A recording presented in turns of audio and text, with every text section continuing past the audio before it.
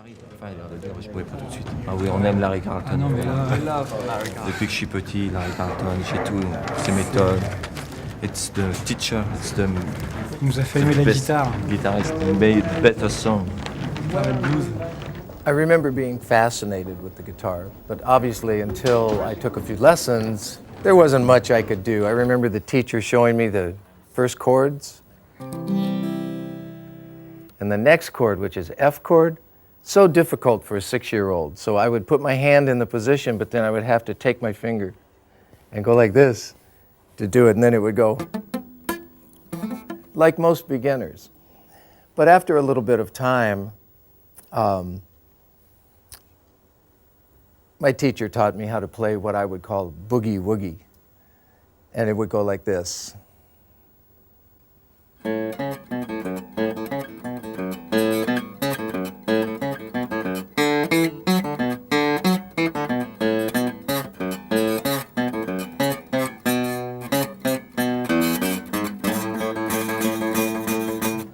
Sure. You have pin? Oui. Oh, beautiful. Hold this for I'm you. great. Have to your records, Larry Carlton, methods. Very much. Yeah, man. What's your name? Theory. You spell for me, please. Well, in my early teens, I became very interested in jazz because I heard chord progressions that I had not heard before on pop songs. And the sound of the chords on the guitar caught my ear. So I started buying jazz albums. And one of the first albums I bought was an album by Barney Kessel. And I believe it was called Kessel Plays Standards. And it was recorded in 1954. And I remember hearing him play sounds that I had not heard before, like minor 9 chords.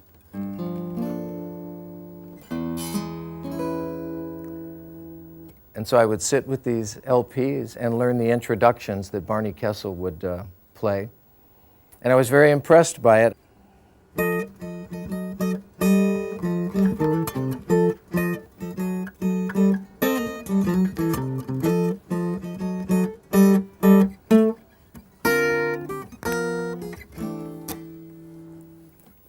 Wow, look how young I was.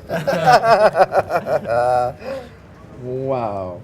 It's That's so many. It's not too much. Sorry. Here's a pen. Let's do this. We have foreplay also. Oh, yes. Cool.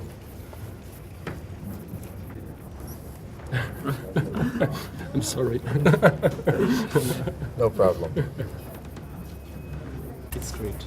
That's the one. Wow, yeah. Thank you. Jeff Carroll. Yep. Well, I've mentioned before that in my youth, when I was first discovering jazz, I would learn a chord. This chord that I'm going to play is a G13 flat 9 chord.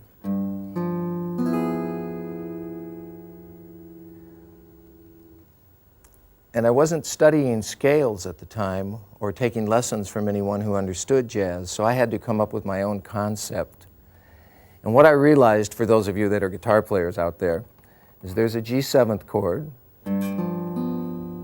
but on top of that G7th chord, there's an E triad. So my brain, after realizing there were 2 chords being played at the same time, my brain came up with a concept of superimposing one chord on top of another chord. And that's a perfect example. There's a G chord and an E chord, but they're both being played at the same time. I'll play it one more time.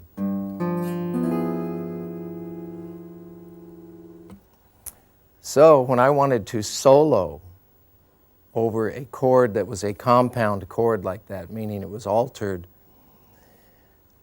most guys knew some scales, I guess, to play over that chord, but I came up with my own concept that I could play over G, or I could play in the key of E while the band or the guitar was playing the G7th chord.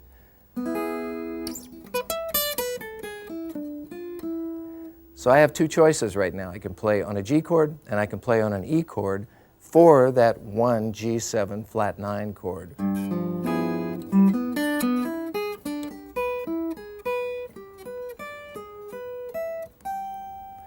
So that's pretty much the most basic concept of triadic playing. I'm playing on two different triads for one chord sound.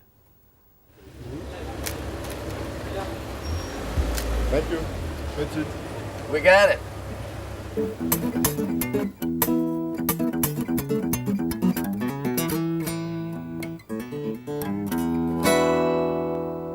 So one of the little fun things that I do when I'm on tour is I carry this.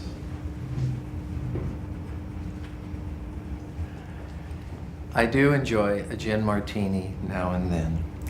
So when we're on tour, we carry our own shaker, our own martini glass, and we get a little gin. And right about the middle of my set, when I'm going to play the blues, my technician, Mr. Rick Wheeler, comes back, and he's an expert martini shaker. He learned from me.